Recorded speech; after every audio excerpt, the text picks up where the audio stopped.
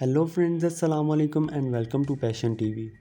दोस्तों, ये वीडियो एक ऐसी किताब के ऊपर है जो काफ़ी हैरान कुन है, जो कि अपने पढ़ने वालों को पागल या दीवाना बना देती है। इस किताब के लिखने वाले शख्स का किसी को नहीं पता, पर आम तौर पर यही माना जाता है कि इसे हमज़ा अल सफ़ानी ने लिखा है, लेकिन बाज़ के मुताबिक इसे अल्जीरिया के अहमद अल-बुनी नाम के शख्स ने जिन्नात और पुराने जादुई नुस्खों से लिखा। ये शैतानी अमलियात पर लिखी गई एक ऐसी पुरअसरार किताब है जिसके बारे में ऐसे पुरअसरार किस्म के दावे मौजूद हैं जिन्हें सुनकर इंसान के रोंगटे खड़े हो जाते हैं। मिसाल के तौर पर शैतानी जिन्नात ने इस किताब के लिखने वाले के जिस्म में दाखिल होकर खुद इसे लिखवाया, ताकि इंसानों को जिन्नात की तरफ अट्रैक्ट करके इनके हर बिगड़े काम को अल्लाह से छोड़कर इन्हें जिन्नात से करवाने के लिए इन्हें गुमराह किया जा सके। दोस्तों, शम्सुल मारिफ का मतलब मालूमात का सूरज है। ये किताब आज अपनी असली हालत में मौजूद नहीं है। ये कहा जाता है इस किताब के राइटर के मरने के बाद इस किताब में काफ़ी एडिशन हुई हैं, यानी आज ये किताब अपनी असली हालत में मौजूद नहीं है। बहरहाल, इस किताब में ऐसा क्या मौजूद था जो लोग इस किताब से डरते हैं, और क्यों इसे जिन्नात के साथ एसोसिएट किया जाता है। इस किताब के शुरू में ये लिखा है कि इस किताब में जादुई ताकत और छुपी हुई ताकतों के बारे में मालूमात है। इस किताब के लिखने वाले ने इस किताब में इल्मुल हरूफ का इस्तेमाल किया है। उसका मानना था कि अरबी के कुछ अल्फाज ऐसे हैं जिनमें जादुई ताकत है।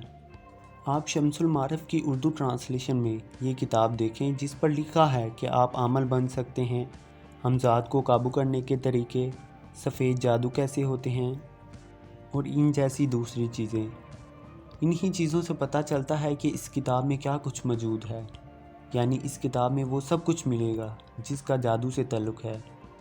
अपने किसी दुश्मन को तबाह करना हो या अपनी मोहब्बत पानी हो, बुखार का ठीक करना हो या फिर किसी जहरीले सांप के डसे जाने का इलाज हो, ये किताब दावा करती है कि इस किताब में हर चीज़ का सल्यूशन मौजूद है।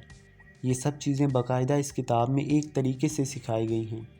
जैसा कि बुखार का इलाज ये बताया गया है कि इंसान को कुछ लिखना होगा और फिर इसकी स्याही को पानी में डालना होगा और वो पानी इस बीमार इंसान को पिलाना होगा।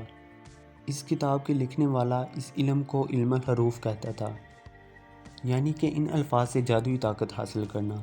इस किताब में जिन्नात के नाम भी बताए गए हैं, ये कैसे रहते हैं, अगर इंसान ने किसी जिन से शादी करनी हो तो उसका तरीका क्या है, अगर किसी जिन को बुलाकर अपने ताबे बनाना हो तो वो कैसे किया जा सकता है।